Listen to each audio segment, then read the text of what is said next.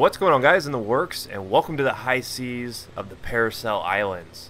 And we're going to be doing some attack boating today, as well as a little AC-130 in. Yeah, I know, I don't think I've ever shown AC-130 footage on my channel, just because it kind of sucks. But we're going to be talking about it, so I figured we might as well have some good footage of it. But you know, it's been a while since I've done a video. I've been working really hard getting videos up on my second channel, and if you haven't checked that out, I totally suggest it. It's actually been a lot of fun because I've been playing a lot of games that I normally wouldn't put on a channel such as my main channel. So if you're interested in a little bit of more Jake, that is your opportunity. But let's talk about a little naval strike, because it's coming. It's coming very soon. It comes out on March 18th, which means that it's going to be probably pretty similar to the way Paracel Storm plays. And when I was in London for the Battlefield 4 Showdown event, I did talk to a few devs about Titan mode and Naval Strike in general, and I was like, hey, it would be really awesome if you had like a carrier that you had to defend from getting, you know, attacked by the other team, and that was your new Titan. And oddly enough, that's exactly what we're getting. So, you know, that's kind of cool to think that perhaps maybe the US team had something to do with Titan mode being thrown into Naval Strike. You know, I would like to think that, but in reality, it's probably not the case. They probably already had it planned from the get-go, and they're like, yeah, that does sound like a good idea, hint, hint. But Paracel Storm is a great example of naval combat in Battlefield 4 because it can be very frustrating. I think Paracel Storm is a very frustrating map, personally.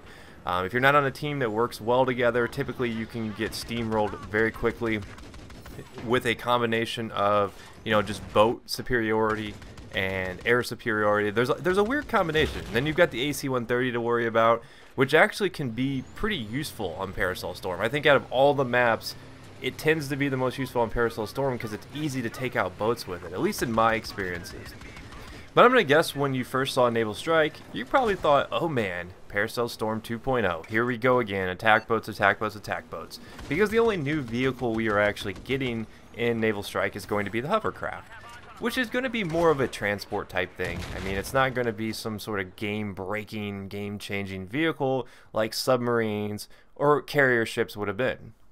And I know a lot of us were probably hopeful for submarines. I mean, they kind of hinted at submarines when they did the teaser trailers, and I just think it would be too hard to balance submarines personally. I actually did a video on this way back in the day when Battlefield 4 was first announced. I was like, hey, you know, how could we ever balance submarines in a modern Battlefield game? Because it'd be pretty difficult, I think. You'd have to add something to the attack boats that would counter that. You'd probably have to have like some sort of launcher that could be shot in the water or something like that, because that doesn't actually exist, I don't think.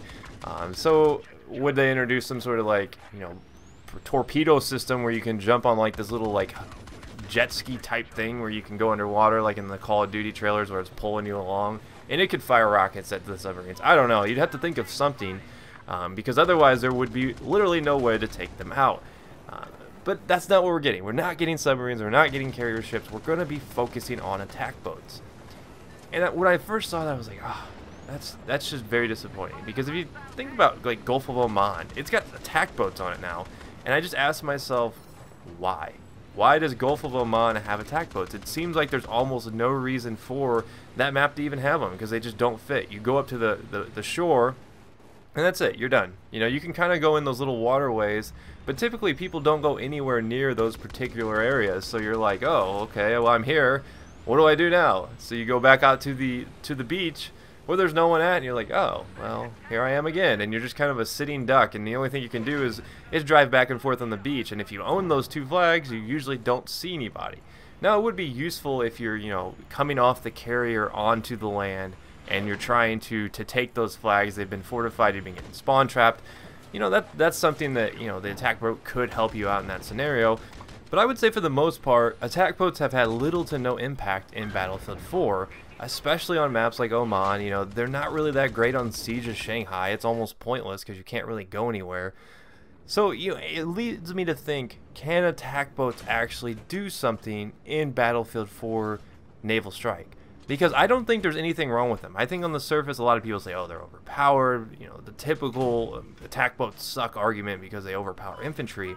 But I think the problem is if you look at Paracel Storm, there's not a lot of tactics when it comes to boats. A lot of times it's the gang up on the one boat mentality. So if you're playing with a squad, You know, you're playing with a bunch of friends. You can get into like an AC-130 and direct traffic and say, hey, there's a boat over here by itself. You know, everybody go over there and gang up on them because it's wide open. You know, you're on the water. That's what naval warfare is about. There's not a lot of nooks and crannies for you to hide in, so it's really easy for them to isolate you in an area and just take you out. You may have seen in a lot of the boat footage, I got taken out pretty easily when I got ganged up on, especially when you've got passengers and, you know, shooting their side cannons at you, and it gets overwhelming. I would love to see them to implement more features for the attack boat to make it more like a tank battle, so that it's more of whoever is the best boat driver or boat pilot, boat captain, whatever you want to call it, typically wins. So if you had like Parasol Storm, there's a lot of little areas where you can actually go in between the islands. Cool. You know, I like that about the map. I think it works really well. I would love to see them implement maps where that is more of a factor, you know, like some swampy type maps, something like that. Introduce an attack boat that has a lower threshold where it needs to sit in the water so it can go in more shallow water. Now let's talk about the AC-130, because I actually think that this is one of the most interesting vehicles in Battlefield 4 because it seems like it should be useful. You know, it really should seem like it's useful, and it's the one tool that a lot of the commanders use, and they use them poorly. You know, they position them badly, and the AC-130 just doesn't seem to have a huge impact. But with them talking about buffing the AC-130 against AA, I actually think that it may become a lot useful, or a lot more useful, that is, than it used to be, especially on these naval strike maps, because it's really easy to target boats that have gone stationary. You know, you've got 3 people in there. If you use the main cannon on boats, you can usually do a lot of damage. And when they're isolated like that, I think that the AC-130 could actually be a factor in naval strike. Now, do I think it necessarily will be? You know, that remains to be seen, because the AC-130 was very polarizing in armor kill. Most everybody I know hated it. They nerfed it to oblivion. They nerfed it even more in Battlefield 4, and I would love to see it have a bigger role in Naval Strike, just so there's more variety in Battlefield 4. I think it'll be fun for the sake of entertainment, because we're only getting one new vehicle. I would love to see the AC-130 have some sort of actual role in the battlefield. But let me know what you guys think. Are you excited for Naval Strike? Have you been looking forward to it? I know that we just got Second Assault, and here we are already, you know, Naval Strike's coming out on March 18th. So it'll be here in like 2 weeks or so, you know, give or take, pretty soon, pretty soon. And we're going to be dissecting Naval Strike and seeing what it's all about.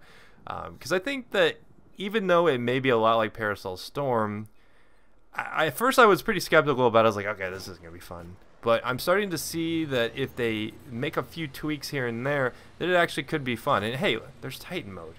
Everybody loves Titan mode, right? You guys have played Titan mode? Please say you played Titan mode. But one thing, you know, before I end this video, one thing I forgot to mention is the wave mechanic. I think that's the one thing that kind of hinders boats right now, because they just don't work. You know, I've never seen a boat go into the waves like you see me doing here. It's not the way it's supposed to work, and like it makes the combat with the boats just seem less realistic, and it's really frustrating, especially when you're chasing another boat. Suddenly that boat goes into the wave and your TV missile misses because it detonates when it goes underwater. So I've had plenty of frustrating moments like that, not to mention slams. So frustrating. But let me know what you guys think. I went a little bit long on this video. Are you excited for Naval Strike? Do you have some sort of, like, you know, idea of what you're expecting out of it? And if you are, just be sure to leave a comment, just because I'm curious what you guys think. And if you missed my past videos, here's a chance to catch up. And I also will point out that if you're curious on what series I was doing on my second channel, there is a link to the playlist on the second video there. It's the Donkey Kong playthrough. So check that out. Come over to the second channel and subscribe if you want, and I'll see you guys next time. Peace.